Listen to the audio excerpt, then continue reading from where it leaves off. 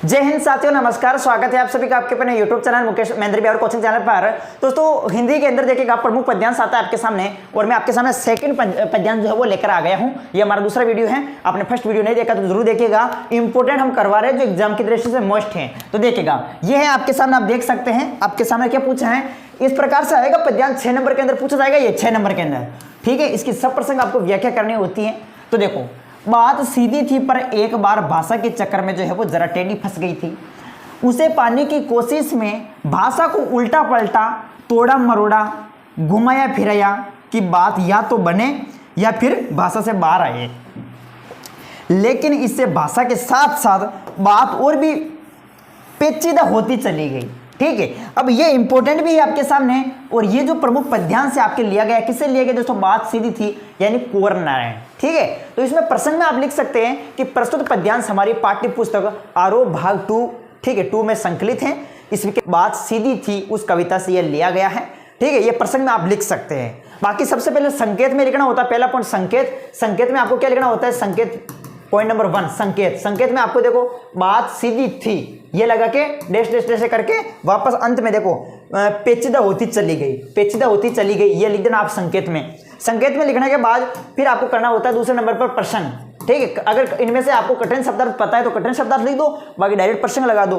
तो प्रश्न में आप मैंने जो बोला वो लिख देना। फिर तीसरे नंबर पर कर देना इसकी व्याख्या। क्या कर देना? इसकी व्याख्या। और बाकी चौथे नंबर पर विशेष। अब विशेष के लिए मैंने फिक्स लाइनें बता दी कि कोई भी पद्यांश है, कोई भी गद्यांश है, वो फिक्स लाइनें आपको लिखनी होती है। चलो, तो अब इसको देख लेते हैं एक बार जल्दी से कि बात सीधी थी पर एक बार भाषा के चक्कर में जो है जरा टेढ़ी फंस गई। ठीक है, कवि जो बात कहना चाह रहा था बिल्कुल सरल बात थी, लेकिन उसको जो है और अधिक तोड़ मरोड़ करके, यानी भाषा जो है वो टेढ़ी बन गई, बात जो है वो टेढ़ी बन गई। उसे पाने की कोशिश में भाषा को उल्टा पलटा, तोड़ा मरोड़ा, घुमाया फिराया कि बात जरा या तो बने या फिर भाषा से बाहर आई। लेकिन इसे भाषा के साथ साथ बात और भी पेचीदा होती चली गई। देख लेते इसका हिंदी अनुवाद क्या दे रखा है इसमें। देखो, ये इसका हिंदी अनुवाद दे रखा है आपके सामने। क्या दे रखा है इसमें? कवि जो है, कवि क्या कहता है देखें कि मेरे मन में एक सीधी सरल सी बात थी। ठीक है, कवि जो है एक सरल सीधी सी बात कहना चाह रहे थे, लेकिन क्या हुआ, जिसे मैं कहना चाहता था परंतु उचित भाषा का प्रयोग करने से, ठीक है, उसको और अधिक रोचक बनाने के चक्कर में क्या हो गया, भाषाई प्रभावी दिखाने के प्रयास से उसकी सरलता समाप्त हो गई। ठीक है, जो बात थी उसकी सरलता ही समाप्त हो गई, उसको और आकर्षक बनाने के चक्कर में। आशय यह है कि शब्द जाल में सरल बात भी जटिल हो गई। ठीक है, यानी उसके अंदर अनेक ऐसे ऐसे शब्द यूज किए कि जिससे वो बात जो है वो टेढ़ी बन गई। ठीक है, यानी कठिन बन गई। कहने का मतलब, कवि कहता है कि उस बात को कहने के लिए मैंने भाषा को अर्थात शब्दों को बदलने का प्रयास भी किया।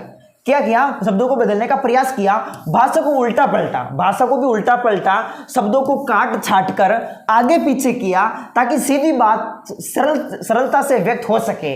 लेकिन क्या हुआ, कोशिश की या तो मेरे मन की बात सहजता से व्यक्त हो जाए या फिर भाषा के जंजाल से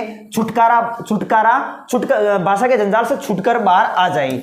इस प्रयास में स्थिति खराब होती गई, भाषा और अधिक जटिल हो गई। ठीक है, और कठिन हो गई और मेरी बात उसके जाल में उलझ कर रह गई। इस तरह भाषा का चमत्कार दिखाने के चक्कर में सीधी बात और जटिल हो गई।